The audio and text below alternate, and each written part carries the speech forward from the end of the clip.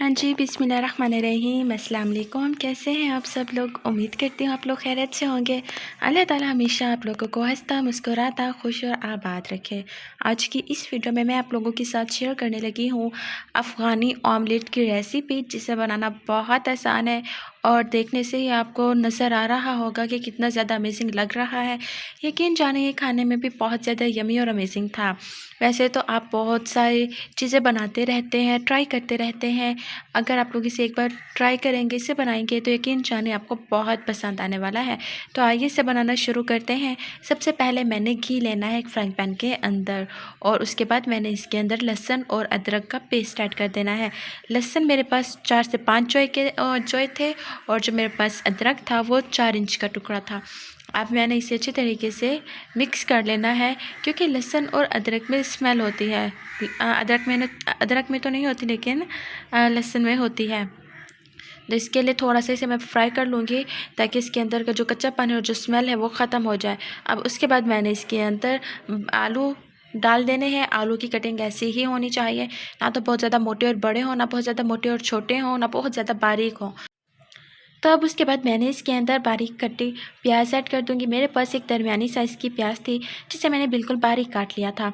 अब मैंने चम्मच से इसे अच्छे तरीके से मिक्स करना है। इसके अंदर मसाले वगैरह जैसे कि लाल मिर्च पाउडर, हल्दी वगैरह ऐड नहीं की जाती। इसके अंदर बस ब्लैक पेपर ऐड किए जाते हैं और नमक ऐड किया जाता है, बस, इससे ज़्यादा कुछ नहीं, क्योंकि ये अफ़गानिस्तान की ख़ास डिश है।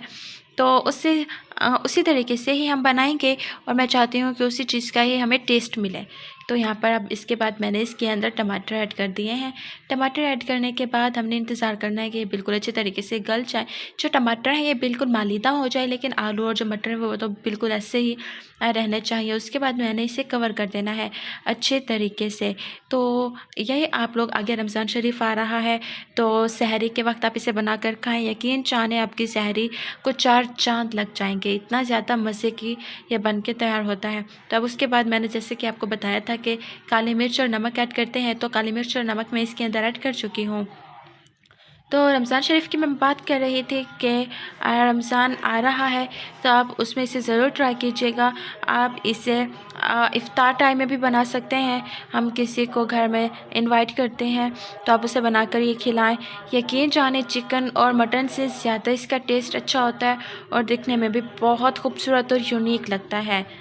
तो उसके बाद अब मैंने क्या करना है कि, तो यहाँ पर आप लोग देख सकते हैं कि मसाला बिल्कुल अच्छे तरीके से गल चुका था, तैयार हो चुका था। यहाँ पर एक बाउल के अंदर, छोटे से बाउल के अंदर मैंने ये अंडा ऐड किया है, और आपने एहतियात करनी है कि जो अंडे की जर्दी है ये ना टूटे। ये बिल्कुल ऐसे ही अच्छी लगती है, लेकिन मुझसे मिस्टेक हुई और एंड वाली मुझसे थोड़ी टूट गई थी, जिसका मुझे बहुत ज़्यादा दुख था, और मेरा दिल कर रहा था कि मैं चेंज कर लूँ। तो ये देखिए मुझसे टूट गई और अच्छी भी नहीं लग रही थी। तो आप लोगों ने बहुत ज़्यादा एहतियात के साथ करना, थोड़ी सी भी एहतियाती करेंगे तो इसने टूट जाना है, और जो इसकी खूबसूरती है सारी वो ख़राब हो जाएगी। तो यहाँ पर इसके ऊपर मैंने ब्लैक पेपर, काली मिर्च का हल्का सा छिड़काव किया है, और उसके बाद मैंने लाल मिर्च और हरी मिर्च इसके ऊपर से ऐसे डेकोरेट कर देना है।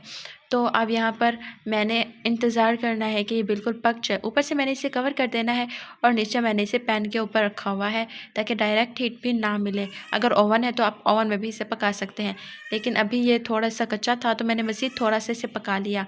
तो फाइनली ये बिल्कुल प्रॉपर तरीके से अब बन के तैयार हो चुका है। सफ़ेदी पक चुकी है अच्छे तरीके से, जर्दी भी पक चुकी है अच्छे तरीके से, और जो खुशबू है वह तकरीबन पूरे मोहल्ले में फैल चुकी होगी।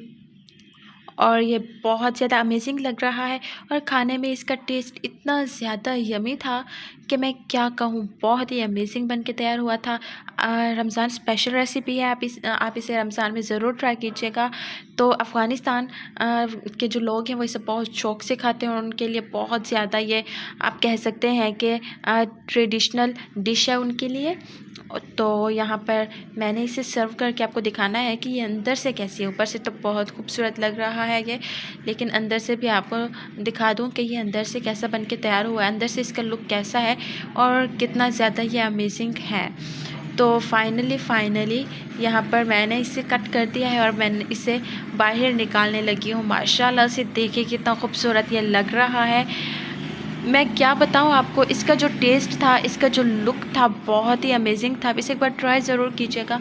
आपके घर में बच्चों को, बूढ़ों को, सबको बहुत ज़्यादा पसंद आने वाली है ये डिश, ये रेसिपी। तो जब मैंने इसे टेस्ट किया, सच में बहुत कमाल की थी। तो आपको ये वीडियो कैसी लगी, रेसिपी कैसी लगी, पसंद आई हो तो अपनी फैमिली फ्रेंड्स के साथ ज़रूर शेयर कीजिएगा। और अगर चैनल पर नए हैं तो प्लीज़ चैनल को सब्सक्राइब कर दें और बेल के आइकन को प्रेस करना बिल्कुल मत भूलें। Please subscribe to my YouTube channel village desi cooking. Thanks for watching.